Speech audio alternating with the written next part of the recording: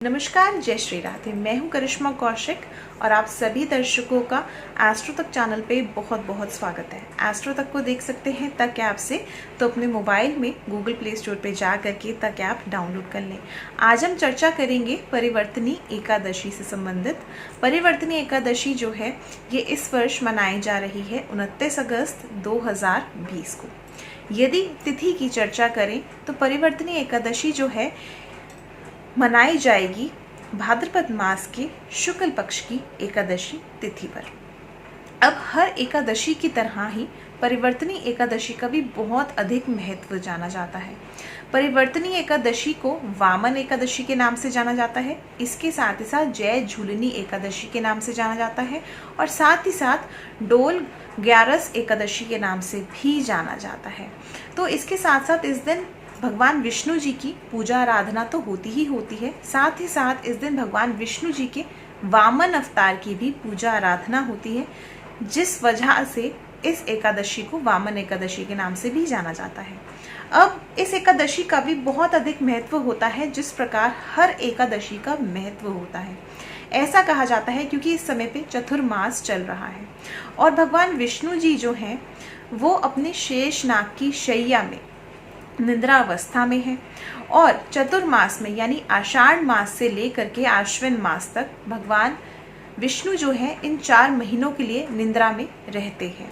देव उठनी एकादशी पे अपनी निद्रा से बाहर आते हैं, मगर परिवर्तनी एकादशी जो होती है इसका अर्थ ही ये है होता है कि भगवान विष्णु जो है वो निद्रा अवस्था में अपनी करवट बदल लेते हैं, यानी निद्रा अवस्था में ही अपनी स्थान का परिवर्तन कर लेते हैं करवट बदल के। इसीलिए इसको परिवर्तनी एकादशी के नाम से जाना जाता है।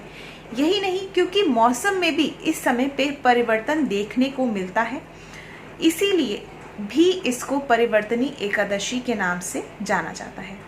इसके साथ साथ इस समय पर हमें अपने खान पीन का भी ध्यान रखना बहुत ज़्यादा आवश्यक होता है।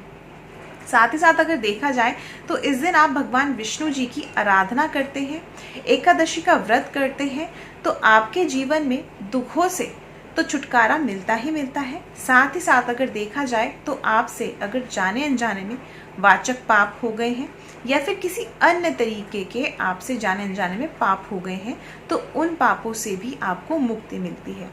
इस दिन आपको चावलों का सेवन खाने में नहीं करना चाहिए। इसके साथ साथ इस दिन नमक का सेवन भी नहीं करना चाहिए। यदि आप इस समय पे भोजन करते भी हैं या किसी भी तरह से नमक का सेवन करते भी हैं तो सेंधा नमक का सेवन आपको करना चाहिए।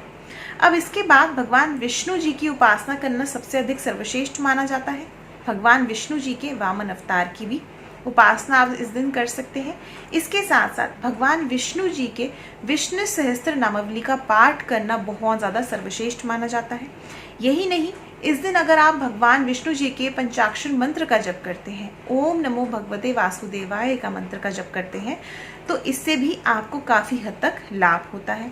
साथ ही साथ अगर इस दिन आप रामायण के पाठ का जप करते हैं, रामायण का पाठ पढ़ते हैं, तो इससे भी आपको लाभ प्राप्त होगा। साथ ही साथ इसके अलावा यदि आप कृष्ण जी के भी पाठ करते हैं, मंत्रों का जप करते हैं या फिर श्रीमद् भगवद गीता का भी पाठ करते हैं, तो इससे भी आपको लाभ प्राप्त होगा, क्योंकि भगवान राम भी और भगवान कृष्ण भी भगवान विष्णु जी के ही अवतार माने जाते हैं। तो इसीलिए आप इनमें से किसी भी एक चीज़ का पाठ कर सकते हैं इस दिन आप कीर्तन जागरण भी करवा सकते हैं।